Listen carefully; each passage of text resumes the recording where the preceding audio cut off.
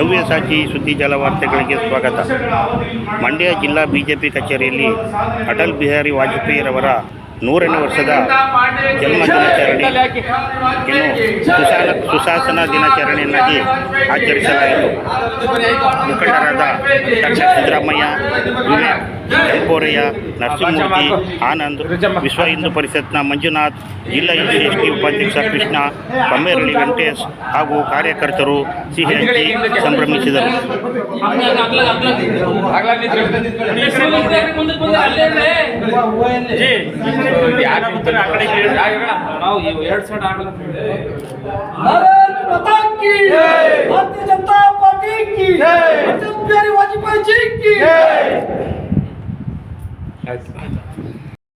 ಉಪಸ್ಥಿತರಿರುವಂಥ ಜಿಲ್ಲಾ ಉಪಾಧ್ಯಕ್ಷರು, ಈ ಕಾರ್ಯಕ್ರಮದ ಅಧ್ಯಕ್ಷರಾದಂಥ ಕೆಂಪೋರಯ್ಯನವರೇ,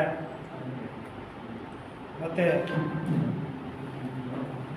OBC ಮೋರ್ಚಾದ ಅಧ್ಯಕ್ಷರಾದಂಥ ನರಸಿಂಹಮೂರ್ತಿ ಅವರೇ, ಜಿಲ್ಲಾ ಪ್ರಧಾನ ಕಾರ್ಯದರ್ಶಿಗಳಾದಂಥ ವಿವೇಕ್ ಅವರೇ, ಆನಂದ್ ಅವರೇ, ಮತ್ತು ಮಂಡ್ಯ ಕಾನ್ಸ್ಟಿಟ್ಯೂನ್ಸಿಯ ರೂರಲ್ ವಿಭಾಗದ ಮಂಡಲದ ಅಧ್ಯಕ್ಷರಾದಂಥ ನಿಮೇಶ್ ಅವರೇ, ಮತ್ತೆಲ್ಲ ಆತ್ಮೀಯ ಕಾರ್ಯಕರ್ತರೆ, ಭಾರತೀಯ ಜನತಾ ಪಕ್ಷಕ್ಕೆ ಕಟಿಬದ್ಧರಾಗಿ ಕೆಲಸ ಮಾಡ್ತಾ ಇರುವಂಥ ಎಲ್ಲ ಕಾರ್ಯಕರ್ತ ಬಂಧುಗಳು, ಈ ದಿನ ಇಡೀ ರಾಷ್ಟ್ರದಲ್ಲೇ ಇವತ್ತು ಸುಶಾಸನ ದಿನ ಅಂತ ಆಚರಿಸ್ತಾರೆ. ಸುಶಾಸನ ದಿನ ಅಂದರೆ ಏನು, ಯಾಕೆ ಆಚರಿಸಬೇಕು ಅಂತಂದರೆ, ಹಿಂದೆ ನಮ್ಮ ಪಕ್ಷದ ಸಂಸ್ಥಾಪಕರಲ್ಲಿ ಸಂಸ್ಥಾಪಕರಲ್ಲಿ ಒಬ್ಬರಾದಂಥ ಅಟಲ್ ಬಿಹಾರಿ ವಾಜಪೇಯಿ ಅವರ ಹುಟ್ಟಿದ ದಿನವನ್ನು ಸುಶಾಸನ ದಿನ ಅಂತೇಳಿ ನಮ್ಮ ಪಕ್ಷ ತೀರ್ಮಾನ ಮಾಡಿ ಆ ದಿನದಿಂದ ನಡೆಸ್ಕೊಂಡು ಬರ್ತಾ ಇದೆ. ತದನಂತರ ಪ್ರಧಾನಿ ಅಂದು ಒಬ್ಬ ಸಾಮಾನ್ಯ ಕಾರ್ಯಕರ್ತರಾಗಿ, ಪ್ರಚಾರಕರಾಗಿ, ಉತ್ತಮ ವಾಗ್ಮಿಯಾಗಿ, ಒಳ್ಳೆ ಭಾಷಾಂತರಕಾರರಾಗಿದ್ದಂಥ ಮಾಜಿ ಪ್ರಧಾನಿ ಅಟಲ್ ಬಿಹಾರಿ ವಾಜಪೇಯಿ ಅವರು ಮತ್ತು 1980ರಲ್ಲಿ ಭಾರತೀಯ ಜನತಾ ಪಕ್ಷದ ಪ್ರಪ್ರಥಮ ಅಧ್ಯಕ್ಷರಾಗಿದ್ದಂಥವರು. ಯಾಕೆಂದರೆ ಹಿಂದೆ ಜನಸಂಘ ಇತ್ತು, ಜನಸಂಘ ಸ್ಥಾಪನೆ ಮಾಡುವಾಗ ಇವರೊಬ್ಬರು ಸಹ ಸಂಸ್ಥಾಪಕರಾಗಿದ್ದರು. ಆವಾಗ ಒಂದು 5 ಜನನ ನೀವು ರಾಜಕೀಯ ಕ್ಷೇತ್ರಕ್ಕೆ ಹೋಗಿ ಅಂತ ಗುರೂಜಿ ಕಲಿಸ್ಕೊಡ್ತಾರೆ. ಅದರಲ್ಲಿ ದೀನ್ ದಯಾಳ್ ಉಪಾಧ್ಯಾಯರು, ಶ್ಯಾಮ್ ಪ್ರಕಾಶ್ ಮುಖರ್ಜಿಯವರ ಒಂದು ಕರೆ ಮೇರೆಗೆ ಇವರೆಲ್ಲರೂ ರಾಜಕೀಯ ಕ್ಷೇತ್ರದಲ್ಲಿ ನಾವು ಬರಬೇಕು, ಬರೀ ನಾವು ಪ್ರಚಾರಕರು, ಹಿಂದೂ ಪ್ರತಿಪಾದಕರಾಗಿ ಉಳ್ಕೊಬಿಟ್ರೆ ನಾವು ರಾಜಕೀಯ ಶಕ್ತಿ ಇಲ್ಲದೆ ಹೋದರೆ ಕಷ್ಟ ಆಗ್ತದೆ ಮುಂದಿನ ದಿನಗಳಲ್ಲಿ ಅಂತೇಳಿ ಗುರೂಜಿಯವ್ರಿಗೆ ಶ್ಯಾಮ್ ಪ್ರಕಾಶ್ ಮುಖರ್ಜಿಯವರು ಹೇಳ್ತಾರೆ. ಆವಾಗ ನಾನಾಜಿ ದೇಶ್ಮುಖ್ ಅವರು, ಸುಂದರ್ ಸಿಂಗ್ ಭಂಡಾರಿ ಅವರು ಮತ್ತು ದೀನ್ ದಯಾಳ್ ಉಪಾಧ್ಯಾಯರು 5 ಜನ ಮಹಾನೀಯರನ್ನ, ಪ್ರಚಾರಕರುಗಳನ್ನ ಭಾರತೀಯ ಜನಸಂಘಕ್ಕೆ ರಾಜಕೀಯ ಕ್ಷೇತ್ರಕ್ಕೆ ಕಳಿಸ್ಕೊಡ್ತಾರೆ. ನಂತರ ಶ್ಯಾಮ್ ಪ್ರಸಾದ್ ಮುಖರ್ಜಿಯವರು ಉತ್ತಮ ವಾಗ್ಮಿಗಳು ಮತ್ತು ಒಳ್ಳೆ ಹಿಂದಿಯಲ್ಲಿ ಭಾಷಣ ಮಾಡುವಂಥ ಜನ. ಆದರೆ ಅವ್ರಿಗೆ ಇಂಗ್ಲೀಷ್ ಅಷ್ಟೊಂದು ಪರಿಣಿತಿ ಇರಲಿಲ್ಲ. ಆ ಪರಿಣಿತಿ ಬಂದದ್ದು ಯಾರಿಂದ ಅಂದರೆ ಅಟಲ್ ಬಿಹಾರಿ ವಾಜಪೇಯಿ ಅಂತ ಹುಡುಗರ ಜೊತೆಲಿದ್ದರು. ಅವರನ್ನು ಜೊತೆಯಲ್ಲಿ ಇಟ್ಕೊಂಡು ಮುಖರ್ಜಿಯವರು ಬೆಳೆಸಿದ್ರು. ಅವರ ಚುರುಕುತನ, ಅವರ ಇದನ್ನು ನೋಡಿ ದೀನ್ ದಯಾಳ್ ಉಪಾಧ್ಯಾಯವರು ವಾಜಪೇಯಿಯವರನ್ನ ಪಕ್ಷದಲ್ಲಿ ಗುರುತಿಸಿದರು. 1952ರಲ್ಲಿ ಅವ್ರಿಗೆ ಲಕ್ನೋದಲ್ಲಿ ಟಿಕೆಟ್ ಕೊಡ್ತಾರೆ. 3ನೇ ಸ್ಥಾನದಲ್ಲಿ ಸೋಲ್ತಾರೆ, ಧೃತಿಗೆಡಲ್ಲ. ಅದೇ 3 ಇದರಲ್ಲಿ 57ನೇ ಸಂಸತ್ ಎಲೆಕ್ಷನ್ನಲ್ಲಿ 3 ಸಾರಿ ಟಿಕೆಟ್ ಕೊಡ್ತಾರೆ. 3 ಕ್ಷೇತ್ರಗಳಲ್ಲಿ 3 ಕ್ಷೇತ್ರದಲ್ಲಿ ನಿಂತಾಗ ಬಲರಾಂಪುರ ಅನ್ನೋ ಒಂದೇ ಒಂದು ಕ್ಷೇತ್ರದಲ್ಲಿ ಸಂಸತ್ ಭವನದಲ್ಲಿ ಗೆದ್ದು ಬರ್ತಾರೆ. ಹಾಗಾಗಿ ಉತ್ತಮ ವಾಗ್ಮಿಗಳ ಜೊತೆಗೆ ಒಳ್ಳೆಯ ಸಂಸದೀಯ ಪಟು, ಯಾರೇ ಆದರೂ ಆ ಒಂದು ಸಂವಹನ ಶಕ್ತಿ ಇತ್ತು. ತಾವು ಮಾತನಾಡುವಾಗ ಏನು ಆಡಿಯನ್ಸ್ ಇದ್ದಾರೆ ಅವರು ಯಾವುದೇ ರೀತಿಯ ಅಪಶಬ್ದ ಆಗದ ರೀತಿ ತನ್ನ ಸೆಳೆತವನ್ನು ಎಳೆದುಕೊಳ್ಳುವಂಥ ಮಹಾನ್ ಶಕ್ತಿ ಅವರಲ್ಲಿತ್ತು. ಹಾಗಾಗಿ ಜವಾಹರ್ಲಾಲ್ ನೆಹರು ಅವರು ಕೂಡ ಇವರ ವಾಕ್ಪಟುತ್ವವನ್ನು ನೋಡಿ ನೀವು ಒಂದಿನ ಪ್ರಧಾನಿ ಆದರೂ ಆಗ್ಬೋದು ಅಂತೇಳಿ ಅದನ್ನು ರಷ್ಯಾದ ರಾಯಭಾರಿ ಬಂದಾಗ ಹೇಳಿದ್ರು,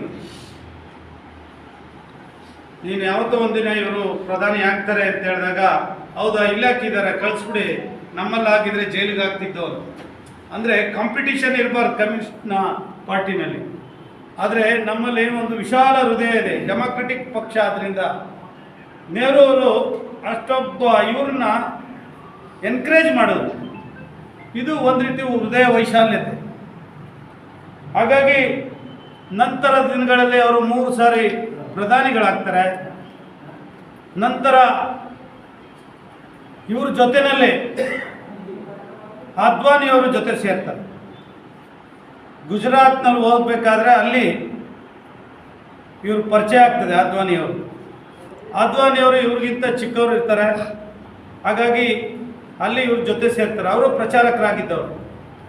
ನಂತರ ದಿನಗಳಲ್ಲಿ ಇವರಿಬ್ಬರು ಒಂದು ರೀತಿಯ ಇವರು ಹಿಂದುತ್ವ ಪ್ರತಿಪಾದಕರಾಗಿ ಹೊರಟ್ರೆ ಅದ್ವಾನಿಯವರು, ಇವರು ಒಂದು ರೀತಿಯ ಸಮಷ್ಟ ಸಹಿಷ್ಣು ಭಾವದಲ್ಲಿ ಹೋಗ್ತಾರೆ. ಎರಡೂ ಒಂದು ಡೆಡ್ಲಿ ಕಾಂಬಿನೇಷನ್ ಆಗ್ತದೆ. ಹಾಗಾಗಿ ರಾಮರಥ ಹೊಡೆಸಿದಂಥ ಕಾಲದಲ್ಲಿ ಕೂಡ ಅದ್ವಾನಿಯವರು ಹೊರಟ್ರೆ ವಾಜಪೇಯಿ ಅವರು ಸುಮ್ಮನೆ ನಿಶ್ಶಬ್ದವಾಗಿರ್ತಾರೆ. ಹಿಂದುತ್ವ ಪ್ರತಿಪಾದಕರು ಅವರ ಕಠೋರವಾದಂಥ ಒಂದು ಸಂದೇಶವನ್ನು ಇಡೀ ರಾಷ್ಟ್ರದಲ್ಲಿ ಕಳಿಸ್ಕೊಡ್ತಾರೆ. ಆ ನಂತರ ದಿನಗಳಲ್ಲಿ ಭಾರತೀಯ ಜನತಾ ಪಕ್ಷ 77ರಲ್ಲಿ ಇವರು ಎಲ್ಲ ಜನತಾದಳದ ಮರ್ಜಲ್ಲಿದ್ದಾಗ ಇವರು ವಿದೇಶಾಂಗ ಸಚಿವರಾಗ್ತಾರೆ. ವಿದೇಶಾಂಗ ನೀತಿನಲ್ಲಿ ಕೂಡ ಇವರು ಪಾಕಿಸ್ತಾನಕ್ಕೆ ಬಸ್ಗಳು ರೈಲ್ಗಳನ್ನ ಕಳಿಸುವಂಥ ಒಂದು ವಿಶಾಲ ಮನೋಭಾವನ ತೋರ್ತಾರೆ. ಅದೇ ರೀತಿ ಆಡಳಿತದಲ್ಲೂ ಕೂಡ ಇವರು ಮುಂದೆ ಇದ್ದರು. 3 ಸಾರಿ ಪ್ರೈಮ್ ಮಿನಿಸ್ಟರ್ ಆಗ್ತಾರೆ, 1 ಸಾರಿ 13 ದಿನ ಆಗ್ತಾರೆ. ತಲೆ ಕೆಡಿಸ್ಕೊಳ್ಳಲ್ಲ. ನಮ್ದು ಹಂಗೆ ರೀ, ಪಾರ್ಟಿನೇ ಆ ರೀತಿ ಇದೆ. ಇಲ್ಲಿ ಒಂದು ರೀತಿ ಮೋಲ್ಡ್ ಆಗಿಬಿಡ್ತಾರೆ ಈ ಕಾರ್ಯಕರ್ತರು. ಯಾವುದಕ್ಕೂ ತಲೆ ಕೆಡಿಸ್ಕೊಳ್ಳುವಂಥ ಪ್ರಮೇಯ ಇರಲ್ಲ. ಅದರಲ್ಲಿ 2% 3% ಇರ್ತಾರೆ, ಇಲ್ಲ ಅಂತ ನಾನು ಹೇಳಲ್ಲ. ಬಟ್ ಇಲ್ಲಿ ಮೌಲ್ಡ್ ಆಗ್ಬಿಟ್ಮೇಲೆ ಅವ್ರು ಯಾವುದಕ್ಕೂ ತಲೆ ಕೆಡಿಸ್ಕೊಳ್ಳಲ್ಲ. ಪಾರ್ಟಿ ಪಕ್ಷ ಅಭಿವೃದ್ಧಿ ಪಡಿಸ್ಬೇಕಷ್ಟೇ ಅವ್ರ ಕೆಲಸ ಇರ್ತದೆ. ಹಾಗಾಗಿ ಅವರು ಕೂಡ ಆ ದಿನಗಳಲ್ಲಿ ತಲೆ ಕೆಡಿಸ್ಕೊಳ್ಳಿಲ್ಲ. ಪಾರ್ಟಿ ಇನ್ಯಾರಾದರೂ ಆಗಿದ್ರೆ ಅದೇ ನರಸಿಂಹರಾವ್ ಅವರು JMM ಹಗರಣದಲ್ಲಿ ಪರ್ಚೇಸ್ ಮಾಡಿದರು MP ಗಳನ್ನ, ತಲೆನೇ ಕೆಡಿಸ್ಕೊಳ್ಳಿಲ್ಲ. 13 ದಿನ ಆಳಿದ್ರು, ಬಿಟ್ಟರು. ಪುನಃ 98ರಲ್ಲಿ ಪುನಃ ಇವರೇ ಅಧಿಕಾರಕ್ಕೆ ಬರ್ತಾರೆ. ಅವತ್ತು 13 ತಿಂಗಳು ರಾಜ್ಯಭಾರ ಮಾಡ್ತಾರೆ. ಅದಾದಮೇಲೆ 99ರಲ್ಲಿ ಪೂರ್ಣಾವಧಿ ಅಧಿಕಾರಕ್ಕೆ ಬರ್ತಾರೆ. 13 ಪಕ್ಷಗಳ ಜೊತೆ ಹೋರಾಟ ಮಾಡಿ ಇವರು ಸುಮಾರು ಇಡೀ ಪರಿಪೂರ್ಣ ಅವಧಿನ ಮುಗಿಸ್ತಾರೆ. ಫಸ್ಟ್ ಕಾಂಗ್ರೆಸ್ಸೇತರ ಸರ್ಕಾರ ಏನಾದರೂ ಪರಿಪೂರ್ಣವಾದ ಅವಧಿನ ಮುಗಿಸಿದೆ ಅಂದರೆ ಇದು ವಾಜಪೇಯಿ ಅವರಿಗೆ ಈ ಕ್ರೆಡಿಟ್ ಸಲ್ಲಬೇಕು. ಮಾಡಿರುವಂತಹ ಹಲವು ಕಾರ್ಯಕ್ರಮದ ಬಗ್ಗೆ ತಮ್ಮ ಪ್ರಾಸ್ತಾವಿಕ ಅವಧಿಯಲ್ಲಿ ತಿಳಿಸಿದಂತಹ ವೀರೇಂದ್ರ ಅವರಿಗೆ ವಂದನೆಗಳು. ಈಗ ಈ ಕಾರ್ಯಕ್ರಮದ ಮುಂದಿನ ಭಾಗ ಮುಖ್ಯ ಭಾಷಣ ಸಿದ್ದರಾಮಯ್ಯಜಿಯವರು, ಬಿಜೆಪಿಯ ಹಿರಿಯ ಮುಖಂಡರು ಹಾಗೂ ರಾಷ್ಟ್ರೀಯ ಕಾರ್ಯಕಾರಿಣಿ ಸದಸ್ಯರು.